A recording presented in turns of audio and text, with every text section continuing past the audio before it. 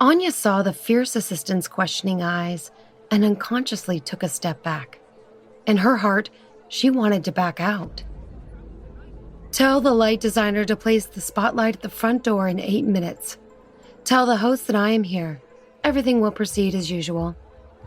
Quentin instructed without answering her. He gestured for Anya to follow him. Then he left the hall. Lucy looked longingly at Quentin's departing figure and sighed softly. This seemingly refined and fierce assistant appeared to have unprofessional feelings for Quentin Sunderby. What was this woman's background? Why hadn't she ever appeared or been mentioned before? Lucy cast her puzzled gaze on Anya's graceful back until she followed Quentin and disappeared around the corner. Quentin pulled Anya around in a big circle and finally stood at the front door of the exhibition hall. Now, he only needed the host to introduce him before he could officially appear. The front desk host was still warming up. Time passed slowly and Anya was nervous. She was about to go on stage in a stunning dress made for an ethereal fairy tale wedding. Could she really do it? Anya was so nervous, Quentin could feel her palms sweating. Calm down. Smile. He looked ahead and reminded. She wanted to smile as he said, but when she smiled, the muscles around her lips trembled. Was that a smile? Or was it the expression of someone on the verge of tears? Forget it. Don't laugh. Be more aloof. When you enter the venue, you just need to look ahead and walk calmly. Got it? Anya nodded nervously. Remember, as long as you wear this dress and stand in front of everyone, it will be the most beautiful scenery. You are the most beautiful woman in the world because you are wearing a Sunderby original. Quentin's voice was drowned out by the host's voice coming from the opened door. And now, the moment you've all been waiting for. The spotlight circled the venue and landed on the two gorgeous people in the doorway. The host announced, Sunderby Styles' beautiful autumn masterpieces, integrating elements of the East and West, combining classical and modern into flawless, timeless beauty. Other than the host's excited explanation, everyone present was so stunned they were speechless. This dress was pure elegance. It was as if an angel had descended to the mortal world like a masterpiece of God. Anya was so nervous she couldn't even take a step forward. Quentin frowned slightly and tried his best to make her seem natural as he pushed her forward. After pushing Anya a slight step forward, Quentin retreated to the backstage. Anya stood alone on the huge stage. The spotlight shone on Anya's body, making her back break out in a cold sweat. She was afraid of embarrassing herself. However, she was already standing on the stage, and there was no turning back. Anya took a deep breath and started to walk toward the end of the runway. For a moment, all eyes and cameras were focused on her. Her mind was blank, and only Quentin's words echoed in her ears. She held her head high and looked forward. She was wearing a Sunderby original, which made her the most beautiful. Gradually, Anya's heart stopped beating so fast. The cold sweat on her back stopped flowing, and she raised her chin confidently. She gently turned around and started to walk back. In a dark corner, a man wearing a fur coat focused a surprised and stiff gaze on Anya. Timothy's gaze followed the woman's inelegant progress toward the runway. Why would Anya appear here? Why would she model one of Quentin Sunderby's designs? Didn't Leslie say that the finale would be Annie Lee? Why was it Anya? Leslie, who was sitting beside Timothy, also asked the same question. What is going on? Why isn't Annie Lee wearing the wedding dress up there? How would I know? Timothy quickly hid his surprised and shocked expression. He kept telling himself that no matter where Anya appeared and what she was doing, it had nothing to do with him. Leslie was confused and angry. He turned to look at him and said, "I'm going to make a phone call and find out what's going on." Okay. He nodded but didn't say anything else. He just looked at Anya. Under the applause and cheers, he turned and steadily walked out of the audience towards the backstage area. Timothy fixed his gaze on Anya's graceful back. She was constantly surprising him and exceeding his expectations. At this moment, the host walked onto the stage again to conclude the show. This concludes Sunderby Styles Fashion Expo, showcasing this season's designs. We sincerely thank you for your support. Next, please move to the banquet hall and enjoy a scrumptious meal catered by the culinary artists of Sunderby Styles.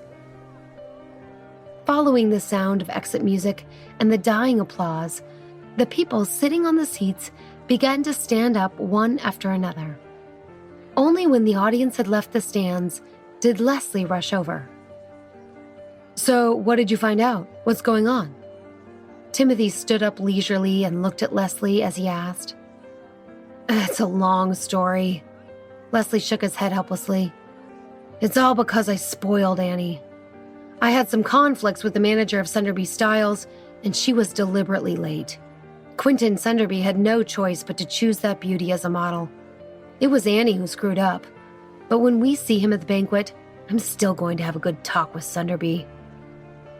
Hearing Leslie's explanation, he was still a little puzzled. Although Anya was an employee of Sunderby Styles, she was not a professional model. How did she manage to be discovered by Quentin and then be talked into putting on a wedding dress and appearing in public? However, the model is really beautiful. The dissolute Leslie had long forgotten about Anya surprising him at his family's banquet. The first time he saw her, he thought that she was a rookie in the modeling world. "Don't you have Annie Lee?" Timothy looked at Leslie with disdain. He could never stop chasing beautiful women. "Annie is Annie. She will always stay by my side. There's nothing wrong with looking." Leslie shrugged. "What's wrong with making friends with a beauty? This scientific research shows that a man can live for 3 seconds more if he looks a beauty." "Don't you remember who she is?" Timothy did not want to have anything to do with Anya. It would be best if he did not have friends, if this was what came from them. "Who is she? Have I seen her before?" When Leslie heard Timothy's question, he was immediately puzzled. "That day, during your birthday banquet, there was a woman who attracted your attention," Timothy reminded him.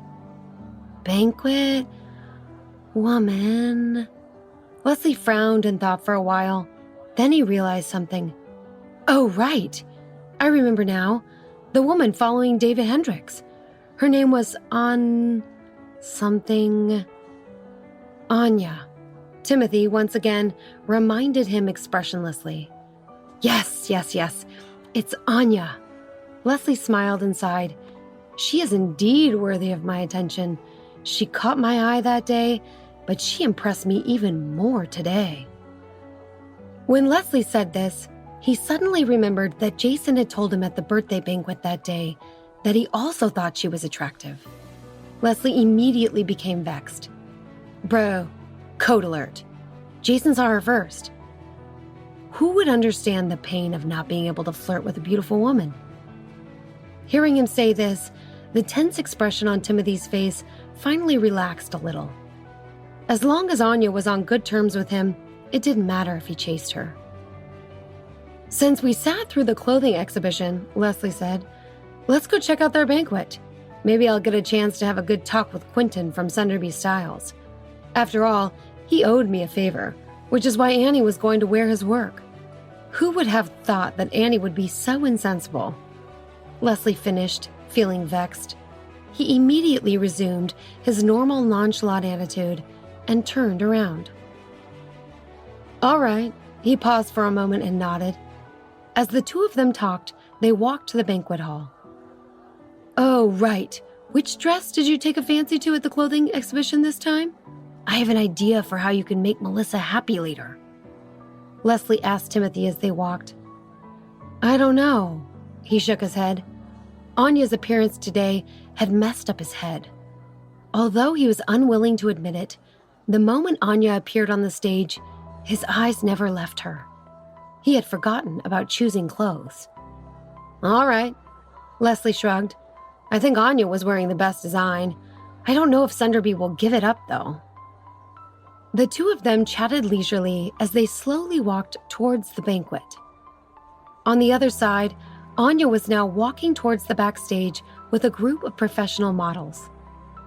Although her modeling skills might have been lacking, not tripping, wearing the coral earrings, and her easygoing temperament made up for any deficiencies. As Anya walked backstage, the group of beautiful models immediately surrounded her. Newbie, what's your relationship with Mr. Sunderby? How did you get Annie Lee's position? Do you have any gossip about Mr. Sunderby? The group of women kept on chattering, but Anya was too tired to answer because wearing the dress for such a long distance had already exhausted all of her energy.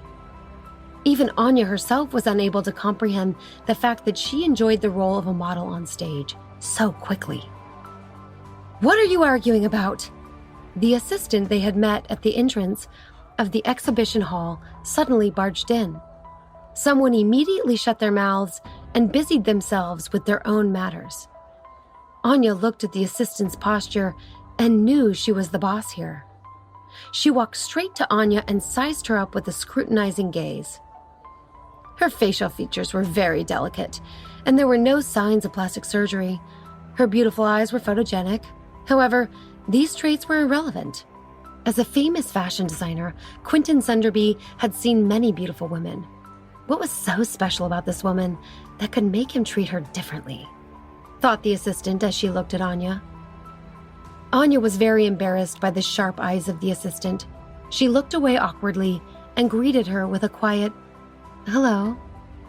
The assistant paused for a long time before she rubbed her nails and said, "My name is Lucy.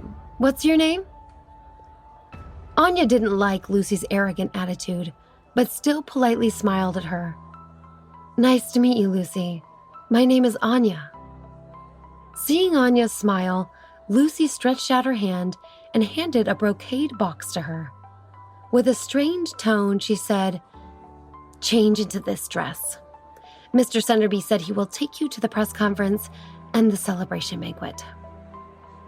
After she issued the order, she walked out of the backstage area, leaving Anya standing there with a blank look on her face.